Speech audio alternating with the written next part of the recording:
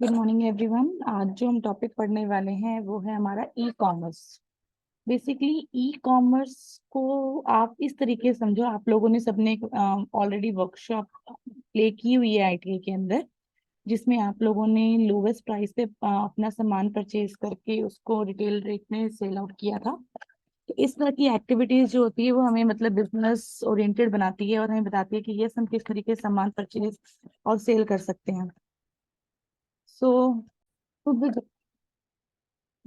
सो हम सबसे पहले बात करते हैं कि why we are working in e commerce sector. जैसे कि आप सभी को पता है कि जब भी हम कोई ई कॉमर्स जानने से पहले आपको सबसे पहले जाना ट्रेडिशनल कॉमर्स क्या होता है।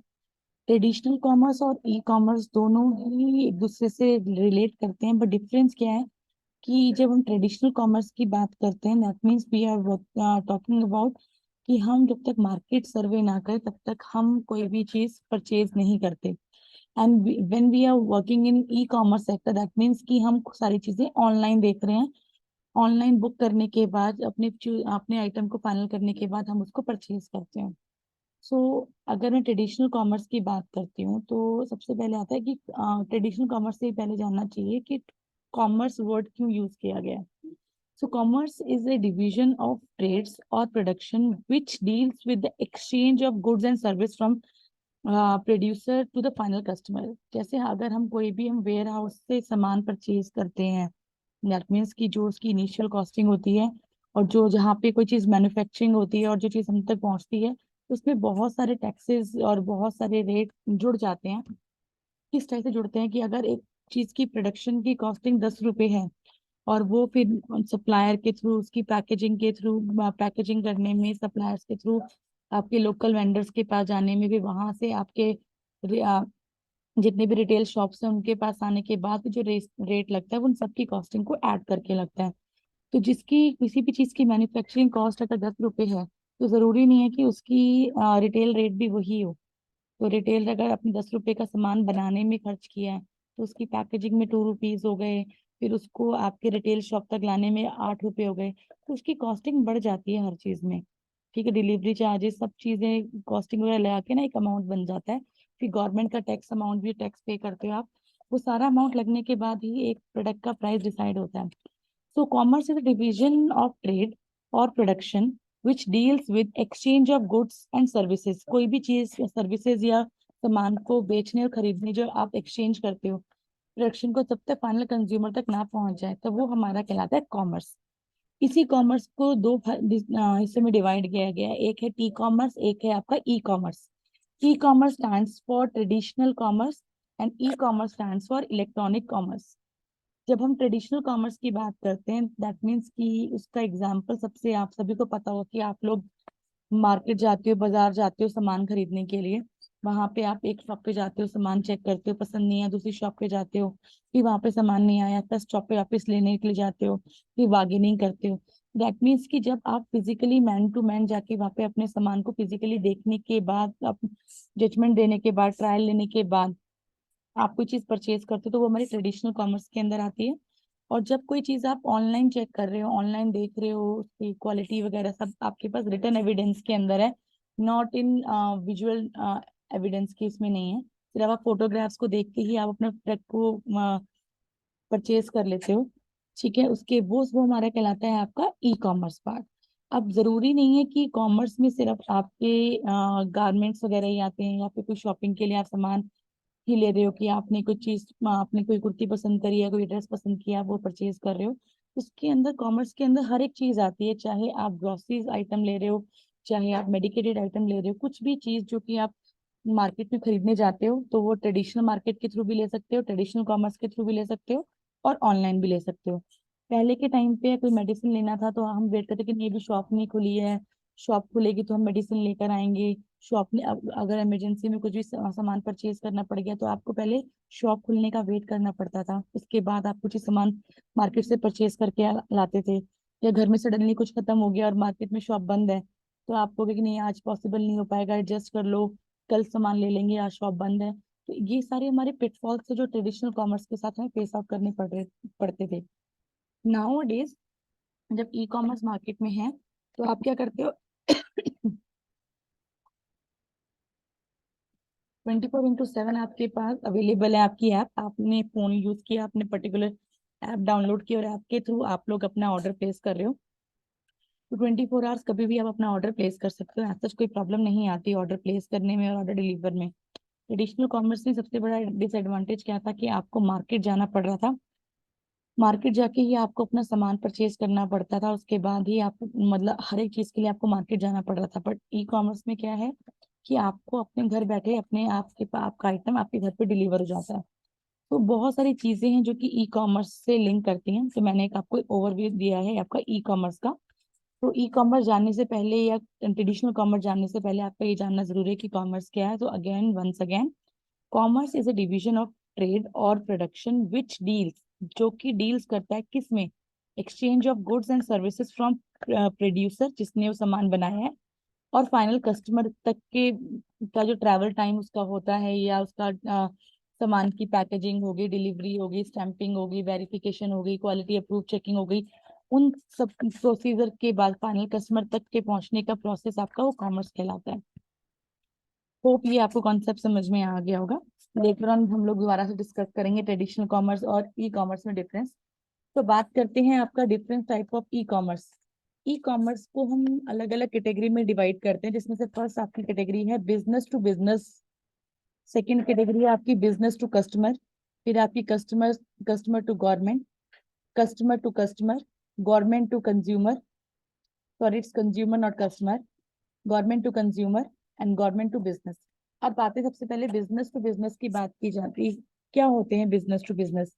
जब हम बिजनेस टू बिजनेस कॉमर्स की बात करते हैं, दैट मीन्स कि हम बात कर रहे हैं कि अगर मैंने कुछ भी काम किया, अगर मैं बिजनेस टू बिजनेस की बात कर रही हूँ, तो मैं बात कर रही हूँ कि भाई मैंने एक मेरे अपनी एक कंपनी है, बड़ी कंपनी है, जहाँ पे मैंने अपना कोई भी सोप या कुछ भी प्रोडक्ट बनाया और मैं उसको रिटेलर्स तक डायरेक्टली नहीं, कस्टमर को डायरेक्टली नहीं दे सकती हूँ, क्योंकि मैं बहुत बड़े अमाउंट में आपका प्रोडक्शन कर रही हूँ। तो मेरे आइटम को छोटी छोटी शॉप्स पे मैं उनको सेल आउट कर सकती हूँ। तो वो मेरा कहलाता है आपका बिजनेस टू बिजनेस। जब एक बड़ी बिजनेस कंपनी छोटी बिजनेस कंपनीज को जैसे आपका स्पेयर पार्ट्स का आप ले सकते हो कि छोटी छोटी कंपनीज क्या कर रही हैं कि स्पेयर पार्ट्स बनाती हैं और बड़ी कंपनी को सेल आउट करती है, और बड़ी कंपनी क्या करती है, उन सबको मैन्युफैक्चरिंग करके एक जगह पर असेंबल करके उनको मार्केट में लॉन्च कर देती है। इसका बेस्ट एग्जांपल आप ले सकते हो ऑटोमोबाइल सेक्टर के अंदर। ठीक है कि आपने ऑटोमोबाइल सेक्टर में क्या होता है कि हर एक टायर बनाने वाली कंपनी अलग है, आपका प्रोडक्शन करने वाली कंपनी अलग है।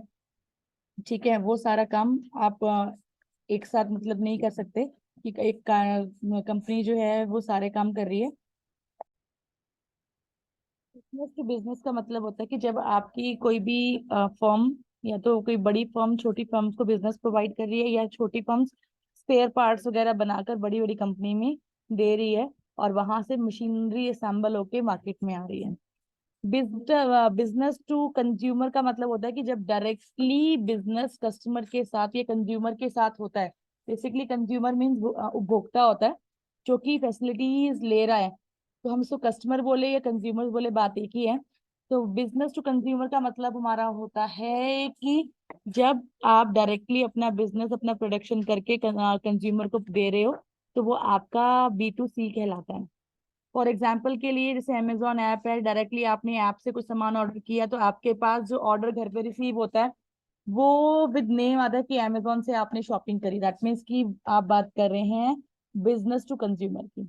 बिजनेस टू गवर्नमेंट का मतलब होता है कि जब आप कोई कंपनी आपने गवर्नमेंट से टाई अप किया हुआ है और आप गवर्नमेंट के थ्रू मार्केट के अंदर रेज कर रहे हो, तो वो हमारा कहलाता है बिजनेस टू गवर्नमेंट।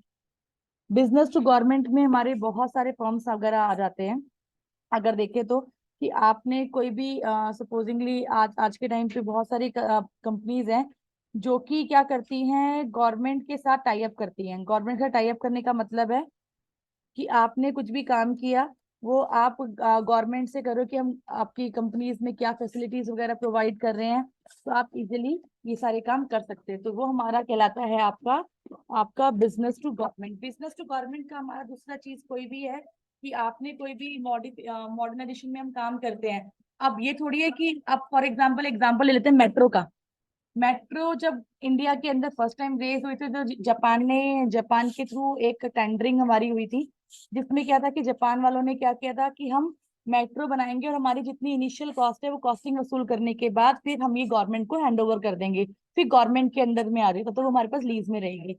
तो जब तक जापानीज वालों का टेंडर कंप्लीट हुआ या जितना उन्होंने स्पेंड किया था वो कंप्लीट करके जो प्रॉफिट उन्होंने अर्न करके वो जितनी भी फैसिलिटीज थी वो मेट्रो को गवर्नमेंट आपके इंडियन गवर्नमेंट के हवाले करके वो चले गए थे। तो इस टाइप के जो भी प्रोजेक्ट्स वगैरह होते हैं या आपके कोई सबवे बन रहा है या कोई फ्लाईओवर बन रहा है, जो बड़ी बड़ी कंपनीज कॉन्ट्रैक्ट टेंडर के थ्रू लेते हैं, तो वो सारे हमारे आते हैं बिजनेस टू गवर्नमेंट। जितनी भी टेंडरिंग का काम है कि आपने प्राइवेट इंडस्ट्री कोई गवर्नमेंट के अंदर चाहती है अपना इन्वेस्टमेंट करना, कि अपनी प्रोडक्टिविटी लेके आना सामने, अपने प्रोडक्ट को इनिशलाइज करना, तो वो गवर्नमेंट के थ्रू जब आती है तो वो आपका बिजनेस टू गवर्नमेंट कहलाते हैं कि गवर्नमेंट को क्या फायदा प्रोवाइड करेगी बिजनेस। ठीक है। जैसे कि आप मैं बोलती हूँ कि आज की डेट में आईटीआई के अंदर आपके हुंडई कंपनी है या आपका टीवीएस है, जो कि क्या करती है अपने इक्विपमेंट्स मशीनरी सब या जितने भी उसके इंजन वगैरह होते हैं वो आईटीआई में अपने एक वर्कशॉप पूरा एस्टेब्लिश करते हैं और वहां पे बच्चे उन फैसिलिटीज को अवेल करते हैं और आगे क्या करते हैं वो अपने बच्चों को उसी कंपनी में प्लेस कर लेते हैं। तो क्या है कि गवर्नमेंट ऑर्गेनाइजेशन के थ्रू ये अपने टेंडरिंग करते हैं या इसको हम बेसिकली बोलते हैं एमओयू। ठीक है, एमओयू वगैरह साइन होते हैं गवर्नमेंट के थ्रू और गवर्नमेंट उनको अपनी स्पेस देती है लीज पे कि वो अपना बिजनेस को आगे मतलब कि अपने कोई भी चीज बना रहे हो या उसको आगे प्रोडक्टिविटी में लेके आना चाहते हो तो गवर्नमेंट इनको एक प्लेटफॉर्म प्रोवाइड करती है। नेक्स्ट हमारा आता है कंज्यूमर टू कंज्यूमर या फिर आप बोल सकते हो customer to customer. Consumer to consumer का मतलब है कि जब आपके पास एक प्लेटफॉर्म है, अब consumer to consumer e commerce में कहाँ पे आ गया। आप लोगों को पता है कि जब आप अपने कोई भी चीज बोलते हो ना कि हम लोग को अपना सेकंड हैंड कोई सामान बेचना है तो कुछ लोग कहते हैं ओएलएक्स कर दो। तो ओएलएक्स क्या है, बेसिकली एक ऐप है जिसमें क्या है कि मैंने एक अपना कोई सामान बेचने के लिए फोटोग्राफ लेकर के डाला और किसी कस्टमर की रिक्वायरमेंट थी या कंज्यूमर की रिक्वायरमेंट थी कि उसको मतलब कि उसका बजट नहीं है नया परचेस करने का, उसको सेकंड हैंड लेना है थर्ड हैंड लेना है, तो उसने उस पर्टिकुलर ऐप पे चेकआउट किया कि कोई सस्ता कोई सामान मुझे मिल रहा है तो वो इजिली उसको हाफ रेट में या वन थर्ड रेट में जो भी उसको पड़ रहा है वो उस रेट में उसको जो भी उनकी आपस की ट्यूनिंग के हिसाब से वो अपना बार्गेनिंग करके सामान को ले सकते हैं, बेच सकते हैं और ले सकते हैं। तो जहाँ पे कंज्यूमर को डायरेक्टली कांटेक्ट करके अपना सामान बेच रहा है या खरीद रहा है तो वो रिलेशनशिप हमारा कहलाता है आपका C2C। नेक्स्ट हमारा आता है गवर्नमेंट टू कंज्यूमर, जब कोई फैसिलिटी गवर्नमेंट कंज्यूमर को डायरेक्टली देती है, जैसे कि गर्ल्स के लिए लाडली योजना, कि भाई अगर आपके घर में गर्ल चाइल्ड है तो लाडली योजना के तहत आपको पहली गर्ल चाइल्ड को के आप उसका इंश्योरेंस वगैरह करा सकते हो और उसको गवर्नमेंट 18 साल होने के बाद कुछ अमाउंट देती है। ठीक है। या फिर जैसे अलग अलग स्कीम्स वगैरह आती हैं जहाँ पे गवर्नमेंट डायरेक्टली कंज्यूमर से लिंक होती है, जैसे राशन सेवा है, गवर्नमेंट डायरेक्टली कंज्यूमर को राशन वगैरह प्रोवाइड करती है। या फिर आप बोल सकते हो कोई भी आप बोलते हो अलग अलग योजना के तहत आपका फ्री आपको इंश्योरेंस कराया जा रहा है या आपको गैस पाइपलाइन फ्री दी जा रही है। तो जहाँ पे गवर्नमेंट कंज्यूमर को डायरेक्टली कोई चीज प्रोवाइड करवाता है एक कॉमन टू ऑल में, तो वो आपका गवर्नमेंट टू कंज्यूमर रिलेशनशिप कहलाता है। फिर आगे गवर्नमेंट टू बिजनेस, जब गवर्नमेंट अपने किसी काम के लिए प्राइवेट बिजनेस के बंदों को अपने एकोमोडेशन में हायर करती है तो वो गवर्नमेंट टू बिजनेस कहलाता है। फॉर एग्जाम्पल के लिए अभी आपको पता है कि बहुत सारी कंट्रीज में आपस में डिस्प्यूट्स है, तो अब क्या है कि इंडिया के पास अपना बहुत सारा एक्सपोर्ट करने के लिए मटेरियल अवेलेबल है, तो गवर्नमेंट क्या करती है और दूसरी कंट्रीज की बिजनेस से कनेक्ट करके अपना जो आइटम्स है उसको एक्सपोर्ट करती है। तो गवर्नमेंट भी बिजनेस की लाइन में अपना सामान बेच रही है ताकि वो प्रॉफिट अर्न कर सके। ठीक है। ऐसे बहुत सारे हैं कि जैसे आप बोल सकते हो कि अगर मैं इंडियन रेलवे की बात कर रही हूँ, इंडियन रेलवे में आपका या कोई आपके जैसे आपका कोई भी जैसे आपका प्राइवेट जेट वगैरह भी है, तो गवर्नमेंट क्या कहती है कि भैया आपके पास आपने कुछ अपना प्लेन परचेज किया है पर आपको प्लेन ये थोड़ी घर के ऊपर लैंड करा लोगे, आपको उसके लिए प्रॉपर रनवे वगैरह चाहिए होता है। तो वो सारी चीजें आपकी एयरपोर्ट वगैरह पे रहती है पर गवर्नमेंट उन पे कुछ एरिया कुछ स्पेस एज अ रेंट देती है जहाँ पे आप अपना सामान या अपना कोई भी चीज रख सकते हो, या कोई बड़े बड़े कार्गो वगैरह आते हैं या शिपिंग वगैरह कोई चीज आपको एक्सपोर्ट करनी है कहीं पे भी, तो वो आपकी गवर्नमेंट टू बिजनेस का पार्ट होती है। तो these all are the 6 categories. के अलावा और भी कैटेगरीज हैं, आपका business to administration, administration to business, administration to government, government to administration. इसमें आप बहुत सारी चीजें कर सकते हो। एक और एग्जांपल है, जैसे कि आधार कार्ड आप सभी को पता है। आधार कार्ड क्या है कि आपका एक यूनिक आईडी नंबर है जो कि आपको स्पेसिफाई करता है कि आपकी आइडेंटिफिकेशन क्या है। अब गवर्नमेंट ने क्या किया, वो फैसिलिटीज आपको क्या की, आपको कोई पे नहीं करना पड़ रहा उस चीज के लिए। तो गवर्नमेंट ने क्या किया कि आप सभी के एरिया में छोटे छोटे बिजनेस वालों को भेजा कि आपको क्या करना है, डेटा इकट्ठा करना है, लोगों की फोटोग्राफ्स क्लिक करके उनका एक कार्ड क्रिएट करना है, और हम उसको भी बाद में एक यूनिक आईडी देके उनका एक आधार कार्ड बना देंगे। तो ये गवर्नमेंट की स्कीम थी, जिसके थ्रू वो बिजनेस भी ले रही है, लोगों को जॉब भी प्रोवाइड कर रही है, और आप अपना काम भी कर रही है। तो ये एग्जाम्पल्स हमारे गवर्नमेंट टू बिजनेस के हैं। Is that clear to everyone? इसके अलावा और भी कैटेगरीज है जिसके बारे में हम लेटर ऑन डिस्कस करेंगे हमारी और भी अलग अलग वेब पेजेस वगैरह में। तो ई कॉमर्स को हम क्या कह सकते हैं? It is commonly known as electronic marketing, की सारी चीजें buying and selling of services, goods, कुछ भी आप इंटरनेट की हेल्प से कर रहे हो। कुछ भी का मतलब सिर्फ गुड्स को बाय या सर्विसेज ही नहीं है।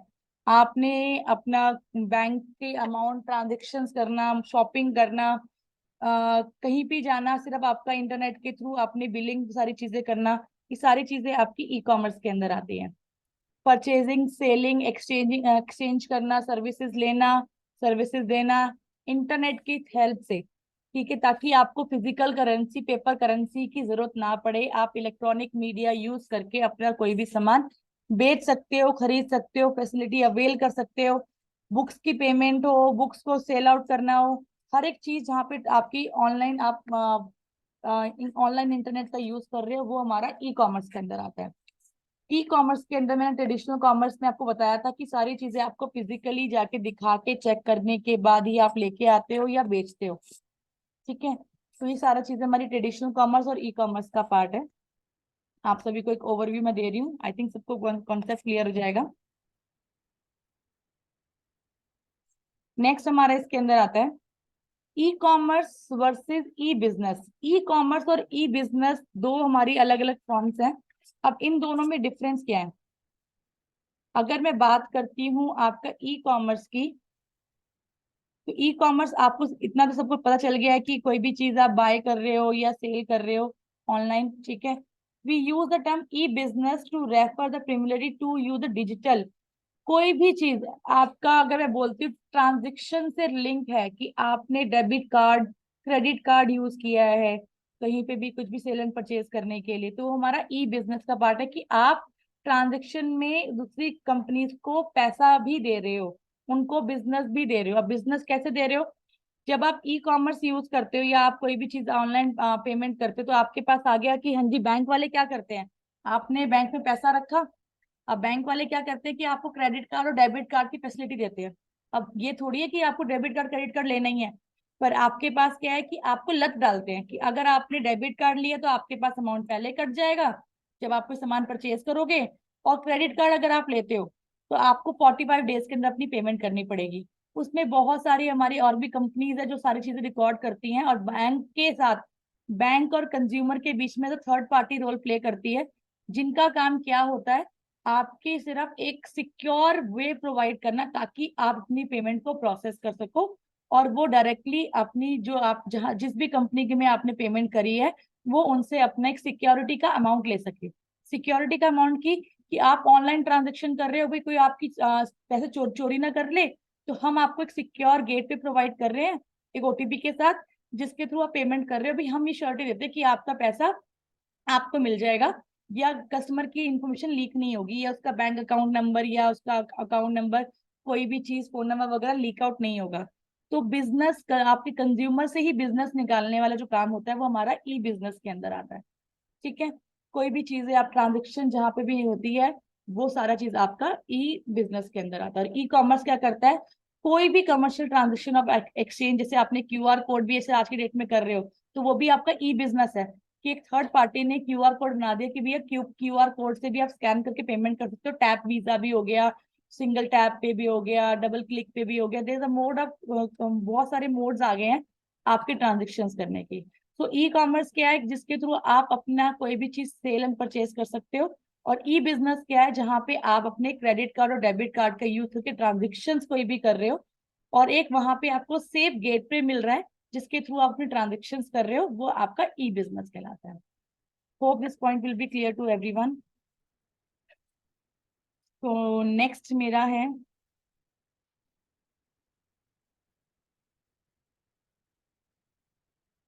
प्रोसेस क्या होता है आपका ई कॉमर्स का, ई कॉमर्स कैसे काम करता है। अगर मैं बात करूं ई कॉमर्स के काम की, तो सबसे पहले आपने क्या किया, अपने कंप्यूटर से, अपने फोन से, लैपटॉप से आपने ऑर्डर प्लेस किया।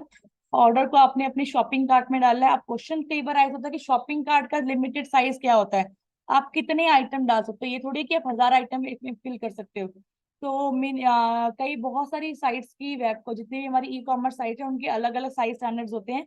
किसी में सिर्फ 20 आइटम डालने अलाउड होते हैं, तो किसी में से 50 आइटम तक आप डाल डाल सकते हो। तो कंज्यूमर ने क्या किया, ऑनलाइन ऐप के थ्रू ऑर्डर प्लेस किया, आइटम को शॉपिंग कार्ट में डाला, वहां से चेकआउट किया। चेकआउट करने के बाद वो चॉइस चूज करता है कि क्रेडिट कार्ड या डेबिट कार्ड कोई भी चीज है, उसके थ्रू आपको ऑर्डर प्लेस करना है। पहले आपका, जैसे ही आपने क्रेडिट कार्ड डेबिट कार्ड डाला, आपने इन्फॉर्मेशन डाली, दैट मीन्स कि आपने अपनी इन्फॉर्मेशन उस ई कॉमर्स वेबसाइट से सर अपने शेयर करी, इस ट्रस्ट के ऊपर कि वो मेरी डिटेल्स वगैरह सेफ रहेंगी। अब जितनी भी ई कॉमर्स वेबसाइट्स होती है, वो क्या करती है, थर्ड पार्टी को हायर करती हैं। कहते हैं जैसे हम अपने घर में आसपास एक गार्ड रख लेते हैं, जिसका काम क्या होता है, उसको हम लोग अपना सेपरेट पे कर रहे होते हैं अमाउंट, कि भाई आप हमारे घर की आसपास की रखवाली करोगे। तो same way that e commerce website क्या करती है, एक थर्ड एजेंसी को हायर करती है for the safety security purpose के लिए, ताकि जब कोई कंज्यूमर अपना ऑर्डर प्लेस करे या ऑनलाइन कोई भी ट्रांजेक्शन करे, तो उसको जो गेटवे प्रोवाइड करोगे, तो वो आपका सिक्योर रहेगा, ताकि कोई भी हैकर आपकी कार्ड की डिटेल को हैक ना करे और आपके लिए कोई प्रॉब्लम क्रिएट ना करे। सो उसके लिए आपके बहुत सारे गेटवेज होते हैं। तो आप लोगों का होमवर्क ये रहेगा कि just to find out the gateways through which transactions are been carry forward. जो भी हमारी ट्रांजेक्शन्स वगैरह होती हैं, हम ऑनलाइन ट्रांजेक्शन्स करते हैं, तो हम कौन सा गेटवे यूज करते हैं। तो इसके बारे में आप लोग मुझे कमेंट बॉक्स में बताएंगे कि आपने कौन कौन से गेटवेज के बारे में पता किया, और आपने कैसे कोई भी ट्रांजेक्शन करते हो। चाहो तो आप अपनी कोई ट्रांजेक्शन करते टाइम पे स्क्रीनशॉट जब गेटवे का आता है, तो आप वो भी शेयर कर सकते हो कि रेफरेंस के लिए कि आपने अपना होमवर्क कंप्लीट किया है। तो उसके बाद जैसे ही आपने गेटवे यूज किया, आपके फोन पे ओटीपी आता है कंफर्मेशन के लिए। कंफर्मेशन के लिए आपने ओटीपी डाला। ओटीपी डालने के बाद आपका अमाउंट डिडक्ट हो जाता है और आपका ऑर्डर डेटाबेस में प्रोसेस हो जाता है। जब ऑर्डर उनके पास, उनके डेटाबेस में आ गया, सपोजिंगली अमेजोन के डेटाबेस में आ गया, तो वहां पे जो हैंडलर होता है, वो क्या करता है कि देखता है अच्छा इसने इस पर्टिकुलर आइटम को परचेज किया है। फिर वो उसके सप्लायर से कांटेक्ट करता है कि भैया आपके लिए ऑर्डर आया है, तो ये ऑर्डर हमें आप कब तक डिलीवर करवा देंगे। उनसे एक टेंटेटिव डेट लेकर, 2 दिन एक्स्ट्रा लेकर, अमेजोन बताता है कि भाई कि आपका आइटम इस डेट तक पहुंच जाएगा। उसके बाद अमेजोन एजेंट्स क्या करते हैं, जो पर्टिकुलर आइटम जिस भी शॉप से या किसी भी सप्लायर से लेता है, वहां से आइटम परचेज करके, आई मीन लेकर, वहां से वेयर हाउस तक पहुंचाते हैं। वेयर हाउस में आइटम की द्वारा पैकेजिंग होती है, चेकिंग होती है कि आइटम डैमेज तो नहीं है।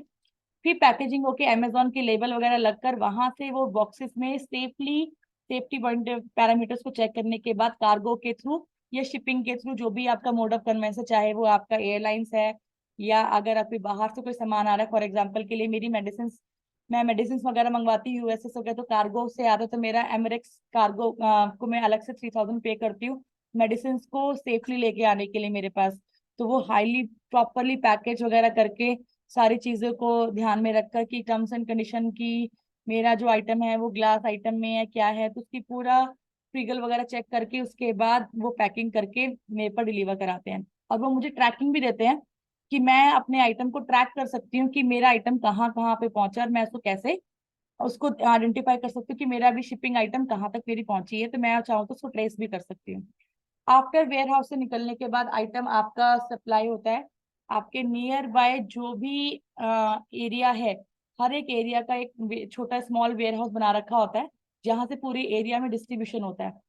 ठीक है, तो जो भी मेन वहां का एजेंट होगा, जिसके पास सारा सामान डिलीवर होता है, वो सामान को एरिया वाइज बाइफरकेट करके अपने डिलीवरी बॉयज के थ्रू सामान आपके तक पहुंचा देता है। तो ये मेरी पूरी साइकिल होती है ई कॉमर्स की। कोई भी सामान आप जब ऑनलाइन ऑर्डर करते हो तो वो ऑनलाइन ऑर्डर करने के बाद से आपके पास कब तक पहुंच जाता है। अब आता है कि सिर्फ ऑनलाइन का यही काम नहीं होता।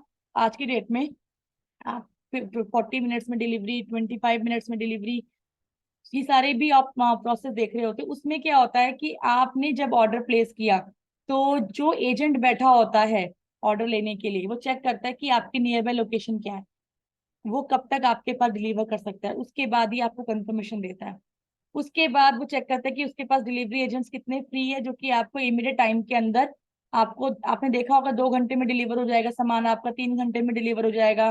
फास्टेस्ट डिलीवरी हमारे पास है, पिज्जा आ जाएगा 40 मिनट में। अगर ज्यादा टाइम लगता है तो उसके बाद वो आपको वो फ्री में दे देते हैं।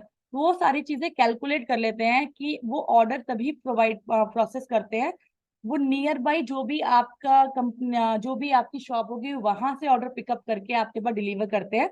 और वहीं पे उनकी अपनी कम्युनिकेशन होता है कि वो उनको ऑर्डर का कुछ अमाउंट पे कर देते हैं, ताकि आपके पास भी चीजें टाइमली और आपके अच्छी क्वालिटी में पहुंच जाए। तो ई कॉमर्स में सारी चीजें जो आपका स्विगी है, जोमेटो है, या कोई भी आपने ऑनलाइन परचेज किया, या किसी डीकैथलॉन का आपने ऑनलाइन स्टोर भी चेक किया, वहां से वेयर हाउस से सामान आ गया है, डिस्पैच होकर 2 दिन में पहुंचेगा, 3 दिन में पहुंचेगा, आप हर एक चीज को ट्रेस आउट कर सकते हो। तो this is the whole process of e commerce, जो हम इजीली ई कॉमर्स के थ्रू काम करते हैं। होप इसी में कोई किसी को प्रॉब्लम होनी नहीं चाहिए। Next moves to process of e commerce, जो मैंने आपको समझाया था अभी, उसी को सारी चीजें बताया गया है कि consumer use website to connect. आपने कनेक्ट किया वेब पेज से, जो भी आपके मर्चेंट वेबसाइट है या इंटरनेट से। फिर उसके बाद क्या कैटेगरी ऑफ प्रोडक्ट चूज किया, आइटम का क्वांटिटी, साइज वगैरह सारी चीजें आप यहाँ से परचेज कर सकते हो और अपनी शॉपिंग कार्ट कार्ट में आपने डाल दिया। उसके बाद परचेजिंग प्रोसेस करने के बाद, बिल करने के बाद, आपका आइटम शिपिंग एड्रेस पे आप सेट कर लेते हो कि आपको डिलीवर करना है। जब शिपिंग आप करते हो तो उसमें अपने कस्टमर का नाम भी डालते हो और एड्रेस भी डालते हो, फोन नंबर भी डालते हो, ताकि कोई भी डिलीवरी एजेंट होगा तो डायरेक्टली उस बंदे से कम्युनिकेट कर सकता है। उसके बाद पेमेंट करने के लिए आप क्रेडिट कार्ड, कोई भी आपका कोई भी कॉमर्स वेब आपका सर्वर साइट यूज करते हो। फिर आपके पास एक रिसिप्ट जनरेट हो जाती है कि यस आपका ऑर्डर परचेज हो गया, इतना अमाउंट आपका डेबिट हो चुका है। फिर नेटवर्किंग के थ्रू पेमेंट, आप गेटवे के थ्रू पेमेंट हो जाती है, जिसमें आपको ऑर्डर कंफर्मेशन मिल जाता है। ऑर्डर कंफर्मेशन के बाद आपका प्रोसेस होता है कि जब आपको ऑर्डर कंफर्म हो गया है तो फिर वो आगे आपका काम को प्रोसेस करता है। अब आता है हमारा, जो मैंने आपको पहले बताया था, टाइप्स ऑफ ई कॉमर्स में आपका बी टू बी।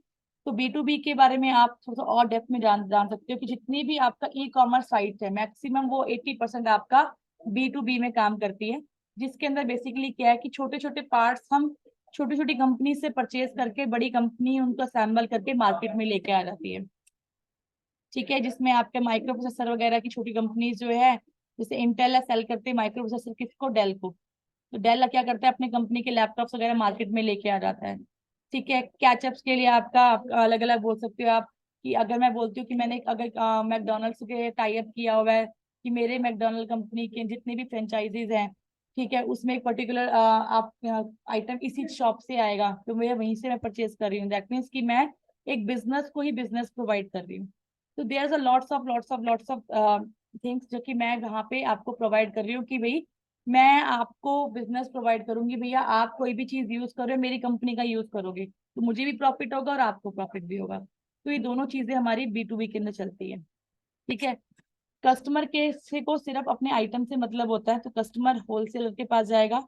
जो बिजनेस ऑर्गेनाइजेशन है प्रोसेस करने का, वो क्या करेगा, सप्लाई करेगा होलसेल को। होलसेलर ऑर्डर करेगा वेबसाइट को, वेबसाइट ने बिजनेस वाले को देखा कि भैया क्या ऑर्डर आपने प्लेस किया है, सप्लाईज होलसेलर के पास पहुंच गई और होलसेलर से आपके पास सेल्स के थ्रू पहुंच गए डायरेक्टली। ये तो मैं आपको पहले ही बता चुकी हूँ, तो आई थिंक इसको इसमें कोई प्रॉब्लम किसी को होगी नहीं। नेक्स्ट मेरा इसके अंदर आता है बिजनेस टू कंज्यूमर। क्या कहलाता है बिजनेस टू कंज्यूमर का मतलब क्या है, कि भाई जब आपने कंपनी ने सामान बना लिया बिजनेस टू बिजनेस के थ्रू, उसने छोटे छोटे स्पेयर पार्ट को एक जगह पे लाकर, जैसे आप कोई भी डॉल वगैरह आप लेते हो या कुछ भी सामान लेते हो, बच्चों का सामान ले रहे हो, तो जब आपका सामान, आपको पता है कि कोई सी भी चीज को बनाने में अलग अलग जगह से स्पेयर पार्ट्स लाके आप उसको मैन्युफैक्चरिंग एक जगह पे कर रहे हो, फिर आपने कस्टमर को बेचा। तो जो कस्टमर को बेचोगे, कस्टमर और आपका जो रिलेशन होगा वो आपका बिजनेस टू कस्टमर होगा। जब दो बायर्स और सेलर्स बैठे होंगे, जब दो आपके बिजनेसमैन बैठे होंगे, उनके बीच में रिलेशनशिप होगा, वो बिजनेस टू बिजनेस होगा। ठीक है। जैसे कि अगर मैं बात करूं कि अगर जैसे आप लोग बोलते हो क्रेडिट कार्ड डेबिट कार्ड बना रहे हो, तो क्या कोई पर्टिकुलर बैंक आपके डेबिट कार्ड क्रेडिट कार्ड बनाता है? नहीं। जो उसमें जो प्लास्टिक यूज की जाती है, जो उसमें आपका स्क्रीनिंग की जाती है, चिप फिट की जाती है, वो एक अलग कंपनी करती है, वो एक स्टैंडर्ड बनाती है। उसके बाद वो अपने कार्ड्स को अलग अलग बैंक्स वगैरह को देती है, वहां पे उनकी बैंक्स की स्टैंपिंग होती है और उस पे नंबरिंग अलोकेट करके वो कंज्यूमर के पास पहुंचते हैं।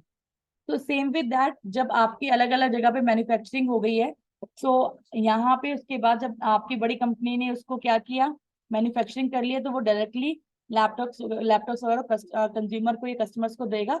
तो वो आपका बिजनेस टू कस्टमर कहलाता है। सो हेयर कस्टमर ने अपना ऑर्डर प्लेस किया वेबसाइट पे, वेबसाइट ऑर्गेनाइजेशन ने ऑर्डर प्लेस किया, ऑर्डर लिया, एक्सेप्ट किया और सप्लायर कस्टमर को प्रोवाइड कर दिया, जैसे अमेजोन करता है। तो ये आपका एग्जाम्पल था B2B का और आपका B2C का। नेक्स्ट आ गया आपका business to government. Business to government में क्या है कि जब आप कोई गवर्नमेंट बिजनेस प्रोवाइड करते हो किसी पब्लिक सेक्टर के लिए, जैसे कि आप लोग टैक्स पे करते हो, ठीक है, या आपके पास बोलते हैं कि आपने कोई भी कितने कस्टमर्स कितने आए हमारे पास, एजेंसीज के पास रिकॉर्ड मेंटेन करने का, कि गवर्नमेंट के पास इतना टाइम नहीं है तो सारे गुड्स की रिकॉर्ड ये मेंटेनेंस कर सके। तो थर्ड पार्टी, या आपने देखा होगा आज के जितने भी हिस्टोरिकल प्लेसेस होती है उनकी फ्रेंचाइजी या उनकी रिपेयरिंग मेंटेनेंस का काम प्राइवेट एजेंसी को दे दिया जाता है, क्योंकि गवर्नमेंट के पास इतना एकोमोडेशन नहीं होता कि वो पहले टेंडरिंग करे, सारे काम करे। तो वो प्राइवेट एजेंसीज को हायर कर लेती है कि भैया हम आपको इसकी मेंटेनेंस का आपको मेंटेनेंस आप सारी चीजें करनी है। उसके बदले में जो भी आप टिकट वगैरह की फंड रेज वगैरह कर दोगे तो वो आप ले सकते हो। उसका जो अमाउंट होगा उसका 10% हमारा होगा, बाकी 80% आपका, 90% आपका होगा। तो इस तरीके से आप लोग हमारी जो हिस्टोरिकल प्लेसेस है उसका मेंटेनेंस भी हो जाएगी, उसका रख रखाव भी हो जाएगा, और आप सारे काम इजिली अपना कर भी सकते हो और आपको बिजनेस भी मिल जाएगा। तो ये पॉइंट आई थिंक क्लियर हो गया सभी को। ठीक है। जैसे बिजनेस पे टैक्स हो गया, आपका फाइल रिपोर्टिंग हो गया, sales of good and services government agencies में आपके आज के टाइम पे जितने भी गवर्नमेंट एजेंसी के अंदर होता है, आप कोई भी रॉ मटेरियल वगैरह खुद से परचेज नहीं कर सकते, जैम के थ्रू आपको ऑर्डर करना पड़ता है। जैम में पहले जितने बिजनेस वाले होंगे जैम में रजिस्टर करेंगे अपने आप को, उसके बाद फिर आप ऑर्डर प्लेस कर सकते हो। तो there are lots of mode of communication. तो बिजनेस टू गवर्नमेंट का मैंने आपको कॉन्सेप्ट इसके अंदर क्लियर कर दिया। लेट्स टेक अ ब्रेक, उसके बाद फिर हम आगे काम करते हैं कि और हम किस तरीके से अपना काम इसको प्रोसेस कर सकते हैं।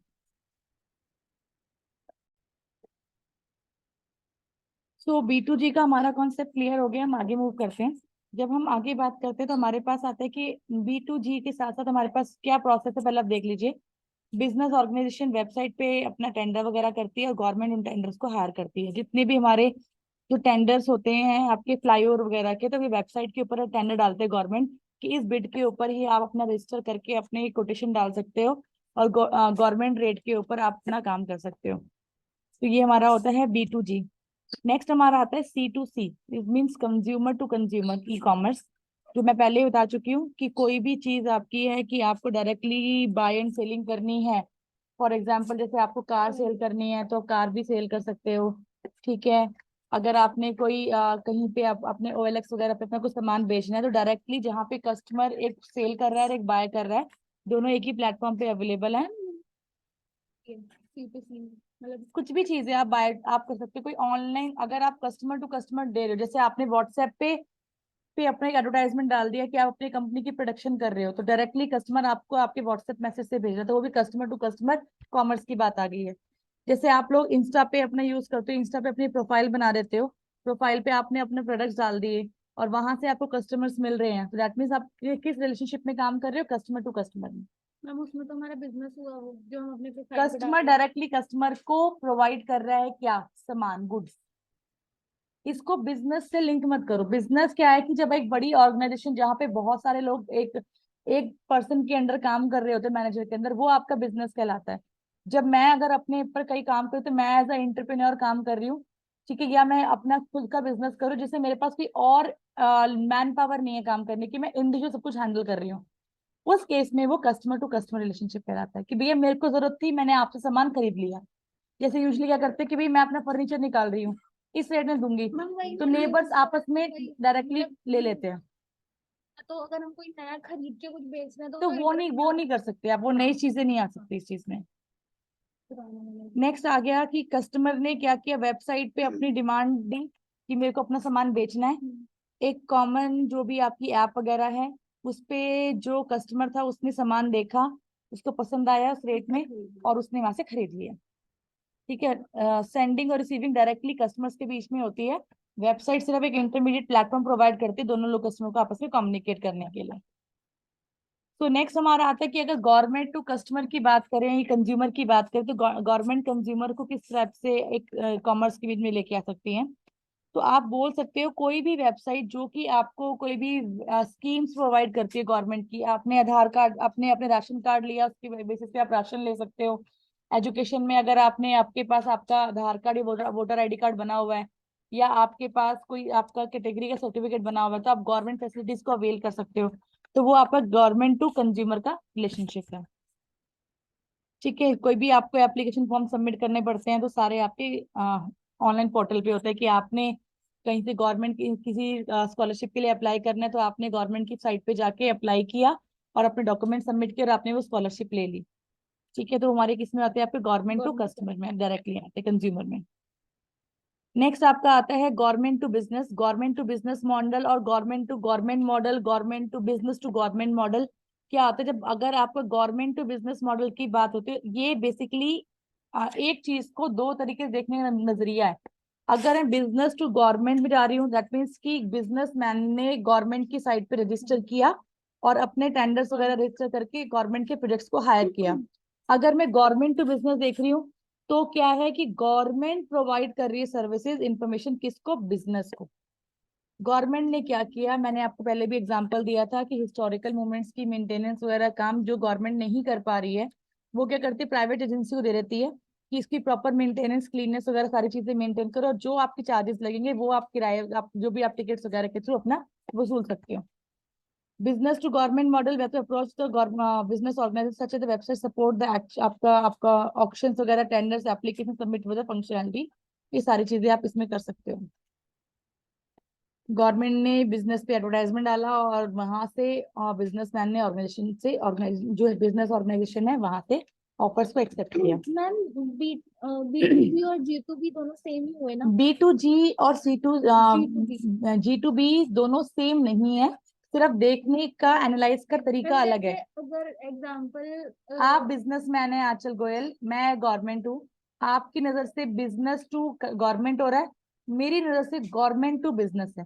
मेरी कोई आइटम्स, अगर मैं बात कर रही हूँ कि गवर्नमेंट के पास पूरा कोई ब्रिज का है, मुझे वो गवर्नमेंट कस्टमर्स को फैसिलिटी देनी है, अब मैं गवर्नमेंट टेंडर पे गवर्नमेंट के ऊपर अप्रोच सारी चीजें लूंगी, अगर मेरे पास पावर है कि मैं प्राइवेट कंपनीज को हायर कर सकती हूँ उस मॉडल के लिए, प्रोजेक्ट के लिए, तो मैंने एडवर्टाइजमेंट दी और आपने उसमें अपने रेट डाल के अपने उसमें एक्सेप्ट किया और आपने अपना प्रोजेक्ट कंप्लीट किया, आपको एक प्रोजेक्ट मिला, फंडिंग गवर्नमेंट से मिली, तो यहाँ पे मेरे अकॉर्डिंग G2B किया और आपके अकॉर्डिंग बिजनेस टू गवर्नमेंट हुआ। पर प्रोजेक्ट तो सेम ही हुआ। प्रोजेक्ट सेम है पर दोनों का नजरिया अलग हो गया, आपने गवर्नमेंट फर्म में इन्वेस्ट किया, मैंने प्राइवेट फर्म में इन्वेस्ट किया, राइट।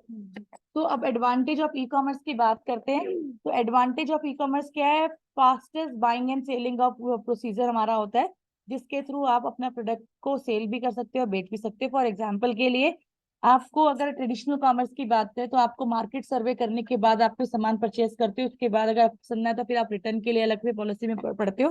पर अगर आपने कोई भी चीज आपने ऑनलाइन परचेज की है तो वो आपको जल्दी से जल्दी डिलीवर हो जाती है आपके पास, अगर इनकेस आपको एक्सचेंज करना है तो आप एक्सचेंज के लिए भी रिक्वेस्ट ऑनलाइन जल्दी डाल सकते हो। 24/7 अवेलेबल है, जरूरी नहीं है कि आपको टाइम का वेट करना पड़ रहा है कि 10 बजे मार्केट खुलेगी, 12 बजे मार्केट खुलेगी उसके बाद ही आप अपने सेलिंग एंड बाइंग कर सकते हैं।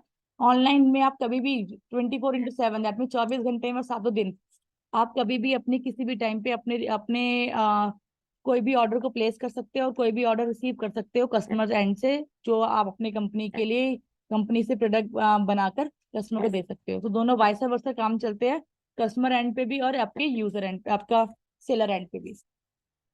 ठीक है। अगर ज्योग्राफिकल रीजन से देखा जाए, जहाँ पे आपकी ऐसी जगह जहाँ पे शॉप्स वगैरह अवेलेबल नहीं है, वहां पे आप ऑनलाइन शॉपिंग के थ्रू अपना ऑर्डर्स वगैरह जल्दी प्लेस कर सकते हो। आज के डेट में तो मेडिसिन भी ऑनलाइन आप मंगवा सकते हो, कि आपने अपना प्रिस्क्रिप्शन, डॉक्टर का प्रिस्क्रिप्शन ऑनलाइन अपलोड कर दिया, और ऑनलाइन अपलोड करने के बाद क्या है कि मेडिसिन आपके घर पे डिलीवरी हो रही है।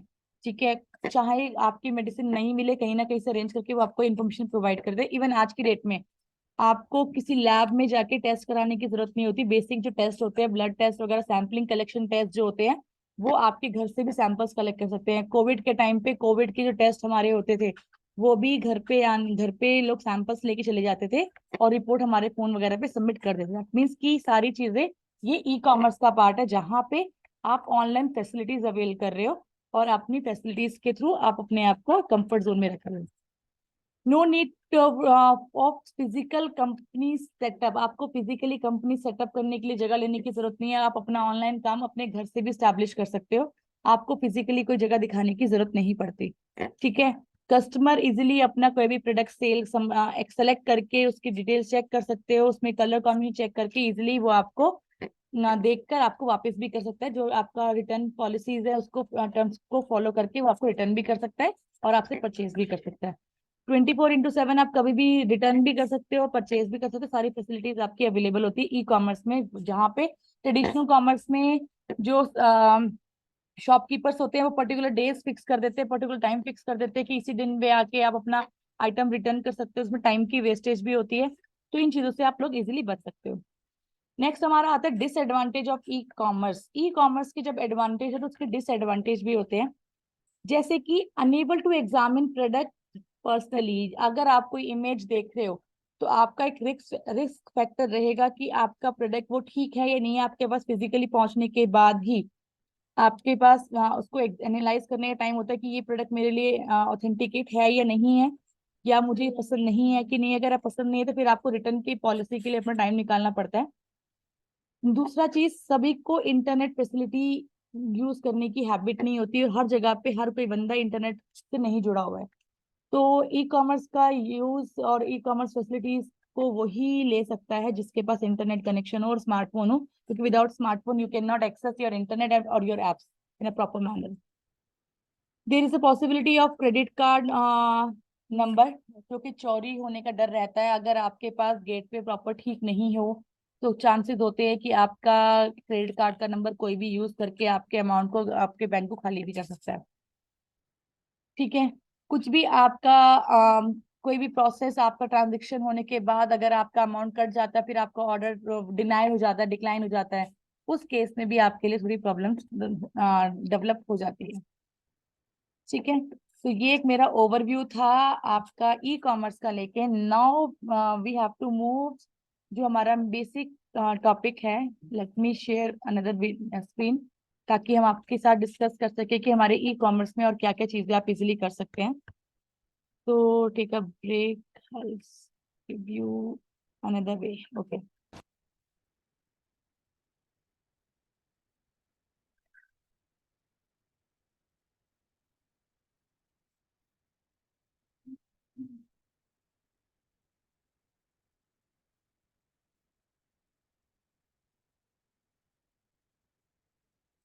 तो ये हमारा था कि हम ई कॉमर्स यूज कैसे कर रहे हैं। मेरा ध्यान कर गया, ये सबसे बड़ी आफत है इसमें।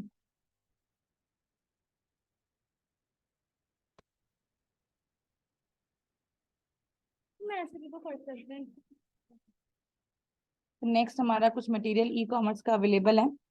मैंने आपको 60% टॉपिक समझा दिया है कि ई कॉमर्स के थ्रू हम कैसे कैसे काम करते हैं। रेस्ट ऑफ टॉपिक में आपको समझ में आ जाएगा कि हाँ, हमें और क्या क्या चीजें पढ़नी है जो कि ई कॉमर्स के पॉइंट ऑफ व्यू से इम्पोर्टेंट है।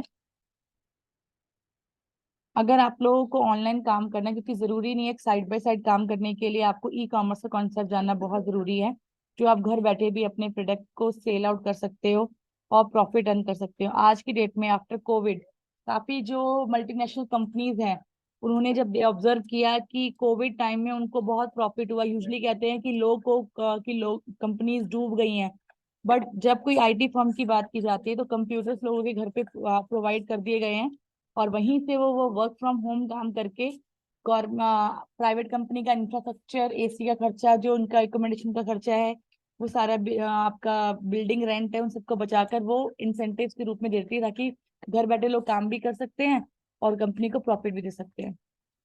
So have a look with e-commerce again. E-commerce is the buying and selling of goods and services, vice versa means कि डिपेंड करता है कि आप यूजर हैं या फिर आप बिजनेसमैन हैं। इंटरनेट की हेल्प पे आप कोई भी चीज बेच रहे हैं, खरीद रहे हैं, कोई भी फंड ट्रांसफर कर रहे हैं, कोई भी टिकट बुक कर रहे हैं। पहले के टाइम पे रेलवे की लाइन में लग के आपको टिकट लेनी पड़ती थी। आज की डेट में क्या है, आप भले चाहे ऑफिस में कितने बिजी क्यों ना हो, पर अगर आपको टिकट बुक करनी है, आप अपने फोन का यूज करके, आप इजिली इंटरनेट फैसिलिटी का यूज करके आप अपनी टिकट्स वगैरह बुक कर सकते हैं। हमारे पास as compared to traditional commerce, e commerce का ज्यादा इस्तेमाल आज के डेट में हम लोग करते हैं, क्योंकि हम लोग मशीन डिपेंडेंट है और हमें हर फैसिलिटीज हमारे पास अवेलेबल चाहिए।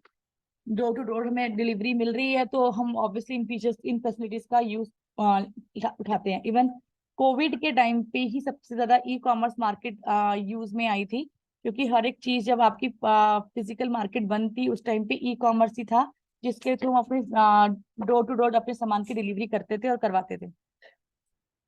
So again, how does e commerce work, मैं ऑलरेडी आपके साथ डिस्कस कर चुकी हूँ। Let me give you the overview of, मैंने आपको डेफिनेशन समझा दी है, और ये डेफिनेशन के थ्रू जो मैंने आपको पढ़ाया है, आपको अपने नोट्स तैयार करने हैं। और जब आप लोग वापस से आईटीआई ज्वाइन करेंगे, तो आपको अपने नोट्स अपनी होमवर्क कॉपी में कंप्लीट करके सबमिट कराने होंगे। तो ई कॉमर्स कैसे वर्क करता है, अब उसके बारे में हम एक बार पढ़ लेते हैं। मैंने आपको डायग्राम से समझा दिया था अपनी प्रीवियस स्लाइड्स के अंदर। तो अगर ई कॉमर्स की बात की जाए, तो ई कॉमर्स क्या करता है, exchange of goods and services. For example के लिए, अगर मैं अपना कोई भी काम, या मैं एक पेन मैन्युफैक्चरिंग कंपनी में अपने पेन बनाती हूँ, तो मेरी इनिशियल जो कॉस्टिंग पड़ती है वो 2 रुपए पड़ती है। बट जब मैं इस पेन को मार्केट दी, क्योंकि पहले के टाइम पे आपका एडवर्टाइजमेंट नहीं होता था, और आज के डेट में एडवर्टाइजमेंट के ऊपर भी बहुत बड़ा अमाउंट खर्च किया जाता है।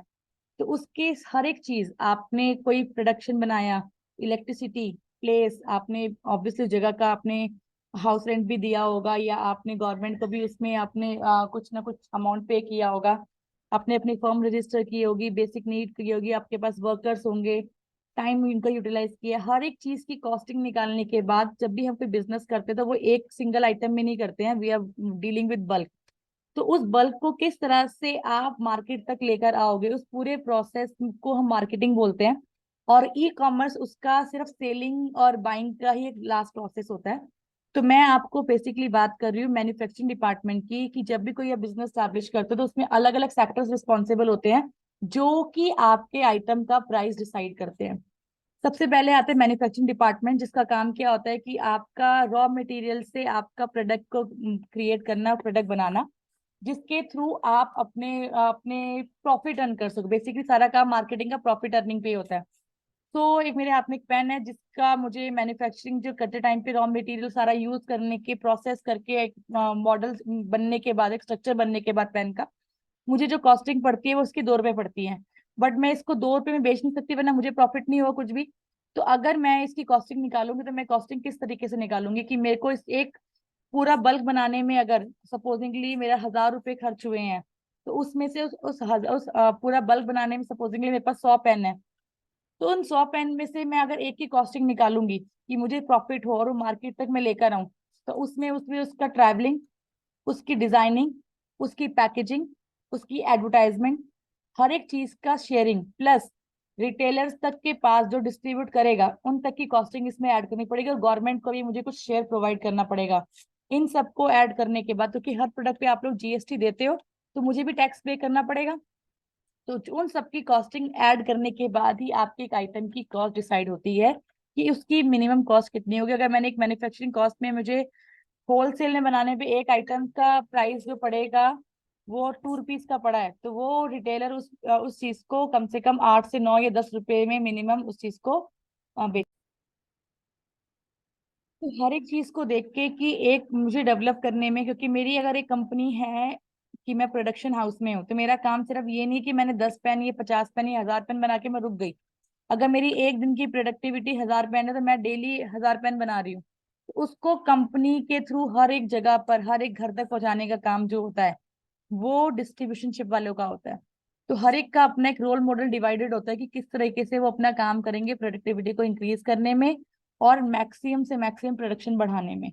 तो हर एक चीज के लिए मार्केटिंग डिपार्टमेंट भी होता है, मैन्युफैक्चरिंग डिपार्टमेंट भी होता है, पैकेजिंग डिपार्टमेंट भी होता है, डिलीवरी डिपार्टमेंट भी होता है, कस्टमर रिकॉर्ड डिपार्टमेंट भी होता है, जो कस्टमर्स के रिकॉर्ड की हमारा प्रोडक्ट किन किन कस्टमर्स ने लिया है और कितनी कितनी ड्यूरेशन में लिया है, उन सबका रिकॉर्ड भी मेंटेन किया जाता है। तो इन सब की सब मार्केटिंग स्ट्रेटेजी है जो कि आप एमबीए वगैरह में इनिशियल लेवल पे पढ़ोगे या बीबीए वगैरह में पढ़ोगे। तो I give you the overview of it. और ई कॉमर्स सिर्फ उसका एक लास्ट पार्ट है जहां पे आपने सामान को बेचा या वहां से खरीदा। अब आपके पास दो आपके पास ऑप्शंस अवेलेबल हैं, either go for the traditional commerce and go for e commerce. तो मैंने आपको दोनों के बारे में ऑलरेडी काफी कुछ बता दिया है।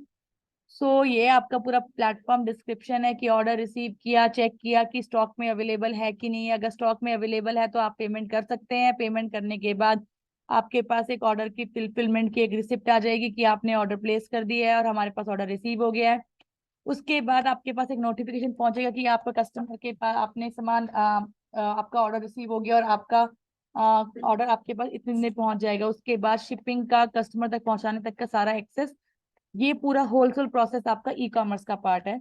अगेन इसके अंदर बिजनेस टू बिजनेस, ये एक थोड़ी सी हिस्ट्री है आपकी कि एग्जांपल लेके बात की है कि बिजनेस टू बिजनेस कैसे वर्क करता है, जो ऑलरेडी मैं आपको एक्सप्लेन कर चुकी हूँ, पर आपको अपने नोट्स में इन चीज को रखना पड़ेगा।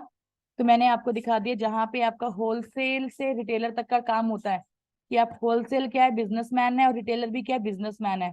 तो बिजनेसमैन टू बिजनेसमैन जो आप काम करते हैं वो आपका होता है बी टू बी कॉमर्स के अंदर काउंट किया जाता है।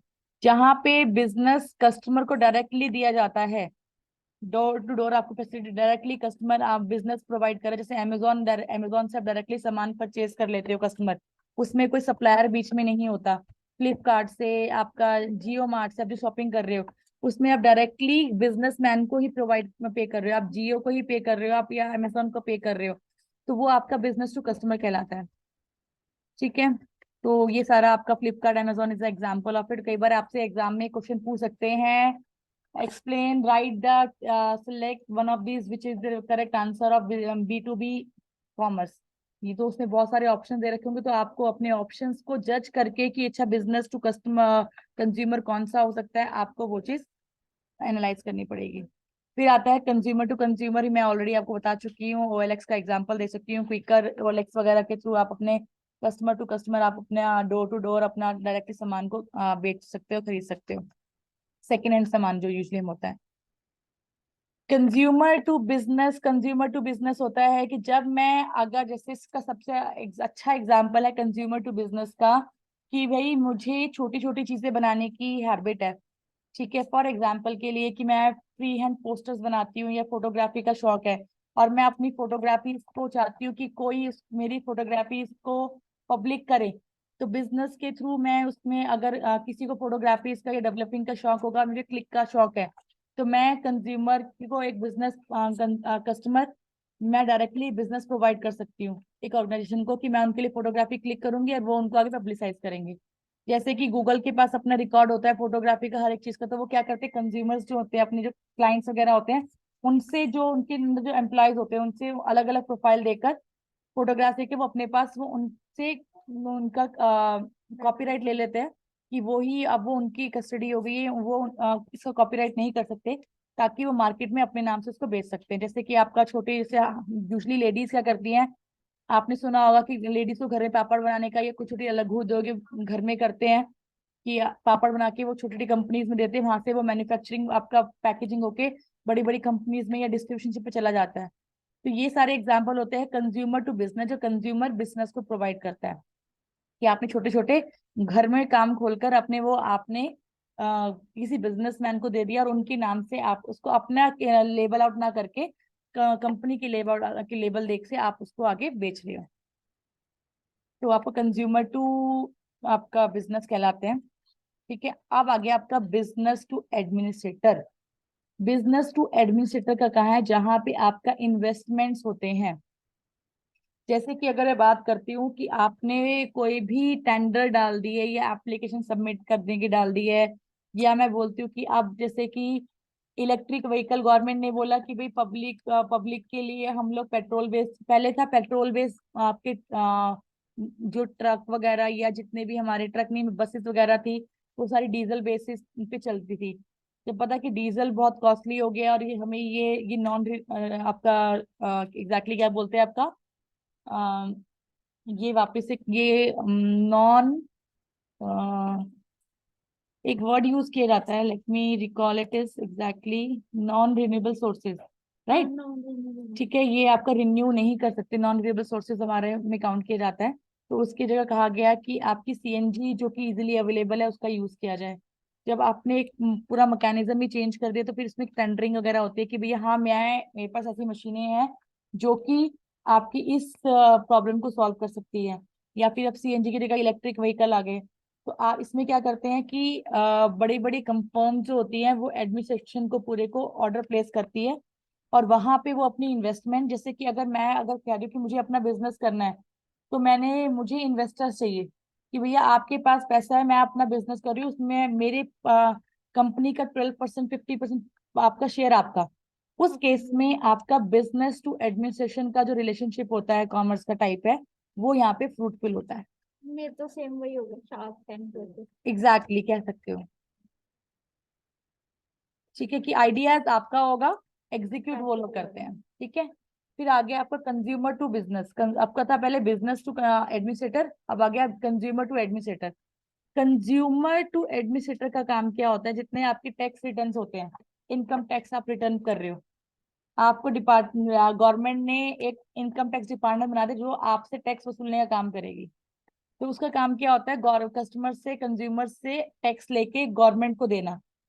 ठीक है, तो वो आपका बेसिकली सबसे बेस्ट एग्जांपल है। या फिर जो आपको हेल्थ इंश्योरेंस वगैरह प्रोवाइड करते हैं, ठीक है, कि गवर्नमेंट की हॉस्पिटल्स में आपके कार्ड वैलिड है, जैसे गवर्नमेंट सर्वेंट्स के पास अलग से जो आपके ईएसआई वगैरह में आप जाके अपना चेकअप करा सकते हो, या प्राइवेटली अब चेकअप करा रहे हो तो आपको क्या चाहिए होगा, आपको ये कार्ड चाहिए होगा।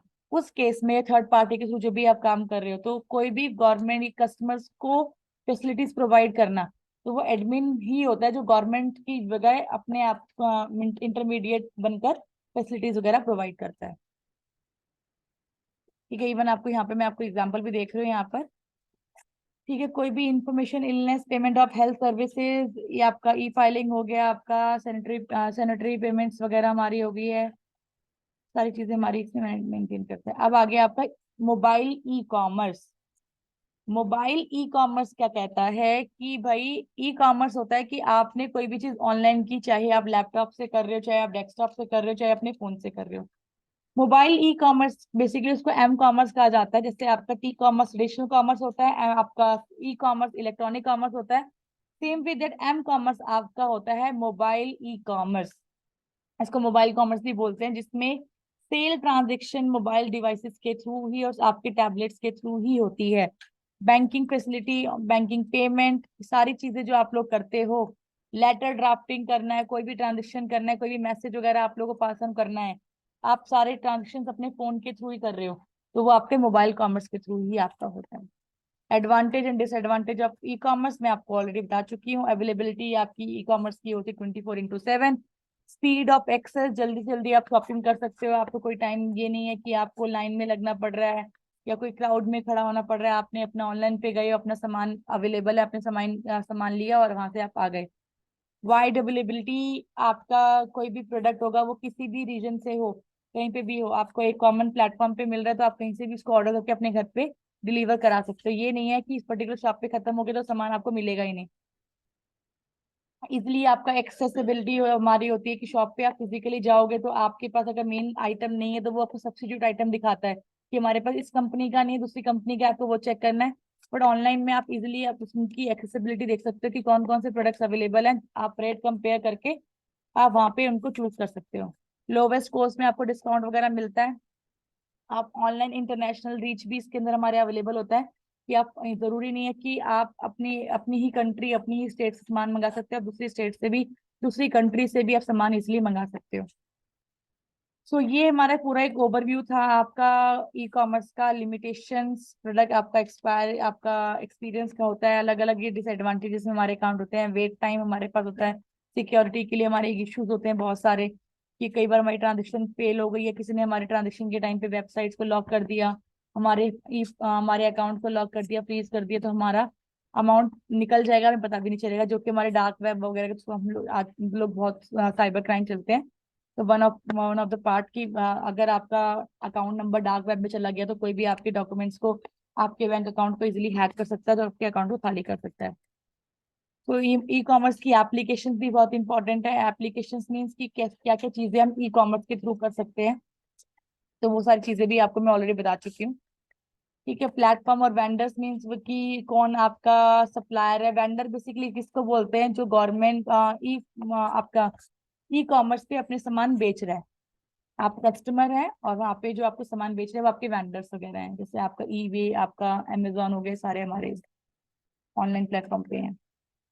अलीबाबा, अमेजोन, ईबे, ईबीएस, ओवरस्टेक के सारे आपके, न्यू मैग, बहुत सारी हमारी कंपनीज हैं, ये तो बहुत कम है। वेफेयर, बहुत सारी अब कंपनीज और भी आगे, इवन वॉलमार्ट मार्केट प्लेस भी आ गई, जिसके थ्रू आप ऑनलाइन भी सारी चीजें कर सकते हो। लॉट्स ऑफ थिंग्स जो हम ऑनलाइन आज की डेट में सारी चीजें कर रहे हैं।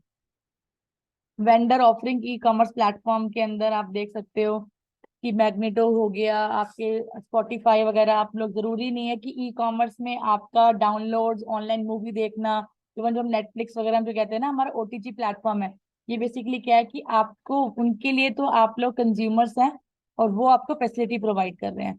तो बहुत सारी चीजें हमारी इसमें, सेल परचेज में आपके डोमेन परचेज करना भी है, आपका लॉग इन आईडीज भी लेना है, ऐप फैसिलिटीज, आप लोग आज के टाइम में मोबाइल बिल भी ऑनलाइन पे कर रहे हो, हर एक चीज जब अपना पोस्टपेड कनेक्शन ले रहे हो, कुछ भी चीज, इवन टाटा स्काई का रिचार्ज करना है वो ऑनलाइन कर रहे हो, सब कुछ आप ऑनलाइन कर सकते हो। तो ये सारे आपकी फैसिलिटीज किसकी हैं, आपकी ई कॉमर्स के थ्रू है। गवर्नमेंट भी इसमें आज की डेट में पेरोल सिस्टम क्रिएट कर दिया, पेमेंट कार्ड आपका हो गया। जो मैं बात कर रही थी आपका कि गेटवेज यूज किए जाते हैं, जिसमें आपका फेडरल ट्रेड कमीशन और आपका पेमेंट कार्ड इंडस्ट्री जो हमारी पीसीआई है, ये सारे आपके चेक करते हैं कि हमारे पास जो हम ऑनलाइन ट्रांजेक्शन कर रहे हैं वो सेफ है कि नहीं है। बेसिकली 1960s में ई कॉमर्स हमारा शुरू हो चुका था। अमेरिका में से इसका स्टार्ट हुआ था। There is a history apart, जो कि आप देख सकते हैं कि कैसे कैसे बिजनेस, हमारा नेटवर्क कैसे स्टैब्लिश हुआ और कोविड के टाइम पे ये किस तरह से प्रमोट हुआ। ये पूरी इन्फॉर्मेशन मैंने आपको इसमें ले दी है, ताकि आपको एक पूरा कॉन्सेप्ट जो है ई कॉमर्स का वो क्लियर हो जाए। आई होप हिस्ट्री पढ़ने की ऐसा जरूरत पड़ेगी नहीं आपको, फिर भी नॉलेज सेक के लिए आप देख सकते हैं, यहाँ सारी चीजें दे रखती है कि कोविड के टाइम पे सबसे ज्यादा आपका मार्केट ई कॉमर्स का सबसे ज्यादा बूम हुआ था। क्यों हुआ था? क्योंकि उस टाइम पे सारी चीजें आपकी ऑनलाइन आ गई थी, क्योंकि ऑफलाइन ट्रेडिशनल मार्केट में रश के चक्कर में सब चीज बंद कर दिया था। आप घर पे अपनी डोर टू डोर डिलीवरी के लिए ई कॉमर्स को ही प्रमोट किया गया था कि आप सारी चीजें ऑनलाइन, इवन आज की डेट में सब्जी वाला जो भी आपका है या मदर डेयरी वगैरह पे भी आप देखते हो कि पेपर करेंसी को अवॉइड करके पेपरलेस करेंसी में हम डील करते हैं। So here comes the difference between traditional commerce and E commerce, जो कि मैं ऑलरेडी बिगनिंग में बता चुकी हूँ। It's just for the information से कि आपको पता होना चाहिए कि कैसे कैसे इसके अंदर काम होता है। तो ट्रेडिशनल कॉमर्स और ई कॉमर्स के बारे में ऑलरेडी बता चुकी हूँ। फिर भी आपको कुछ कंटेंट चाहिए, रिटर्न कंटेंट चाहिए, तो आपको रिटर्न कंटेंट यहाँ से मिल जाएंगे। Now here comes the difference between e commerce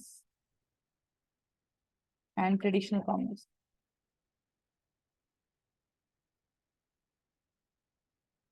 the definition, e commerce होता क्या है, लिमिटेशन क्या है, एक्सेसिबिलिटी हमारी क्या है, लिमिटेड होती है, हम जल्दी से चीज़ों को देख नहीं सकते हैं, हमें टाइम के अकॉर्डिंग देखना पड़ता है। ऑनलाइन में हम कभी भी अपने किसी भी सामान को कभी देख सकते हैं। स्कोप क्या है, रिस्ट्रिक्टेड एरिया है, मार्केट में जाके सामान लेना पड़ेगा।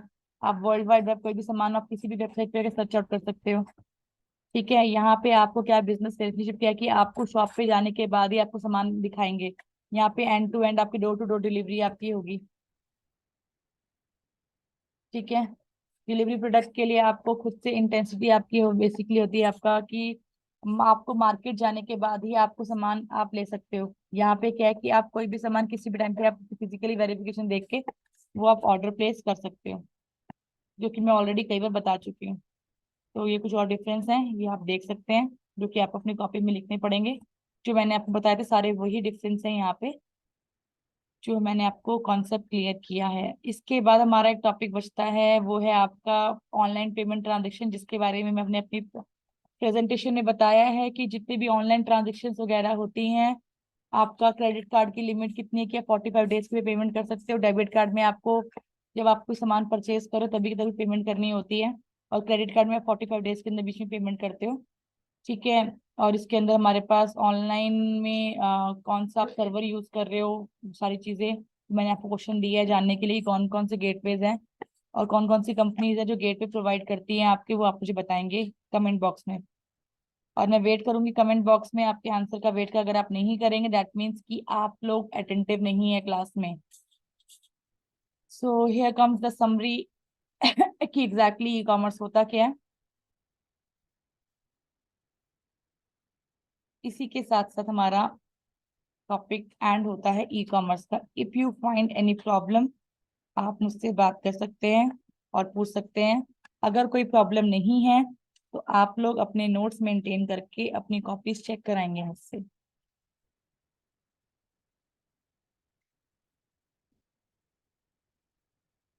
ये कम some advantage of e commerce जो मैं ऑलरेडी बता चुकी हूँ, फिर भी आप चाहो तो देख सकते हो।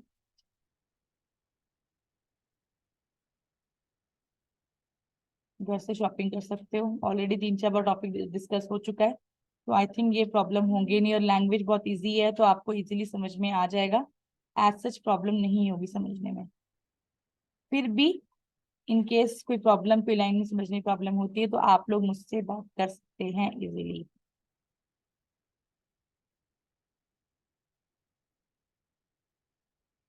This topic is covered from my side.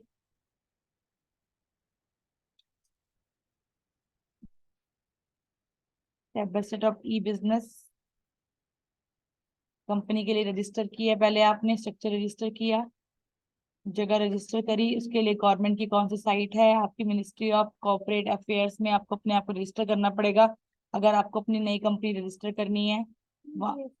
Ji, GST के लिए भी आपको करना पड़ेगा। फिर आपको अपना टैक्स दिखाना पड़ेगा कि आप गवर्नमेंट के एक अच्छे नागरिक हैं, आप टैक्स पेयर हैं, आपके पास ये जगह है, आपको जीएसटी नंबर अप्लाई करना है, तो आप कितना टर्नओवर आपकी कंपनी का है, you have to specify all the things. आपका क्या प्लान है, आपके पास पेमेंट गेटवे जिसकी मैं बात कर रही थी आपके पास की पेमेंट गेटवे बहुत इंपॉर्टेंट होती है डिजिटल के लिए, तो आप कौन सा यूज करोगे, तो आपको उसका टैक्स भी पे करना पड़ेगा।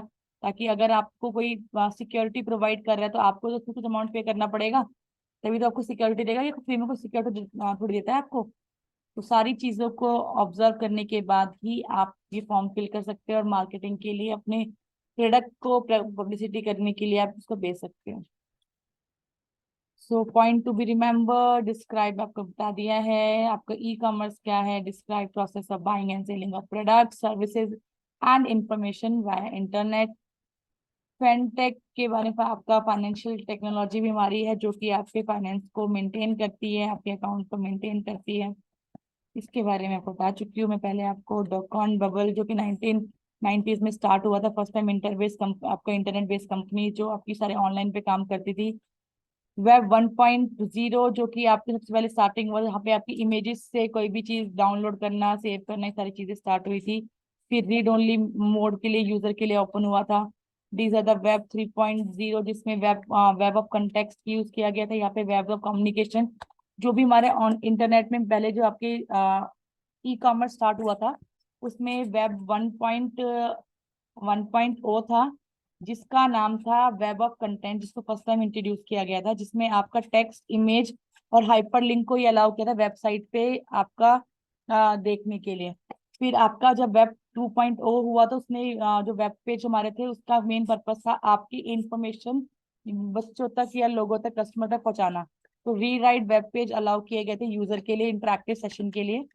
जब वेब पॉइंट 3.0 मार्केट में आया था उसका था वेब ऑफ कंटेंट, इसका नाम दिया गया था।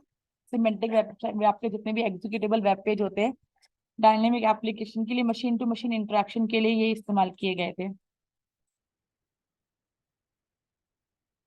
तो ये आपका एक ओवरव्यू है जो मैंने आपको पूरा प्रोवाइड कर दिया। इसी के साथ हमारा ई कॉमर्स का टॉपिक बाइंड अप होता है। होप आपको समझ में आ गया होगा। इन केस कोई प्रॉब्लम होती है तो आप लोग मुझसे पूछ सकते हैं। So prepare notes and submitted in on time. Thank you.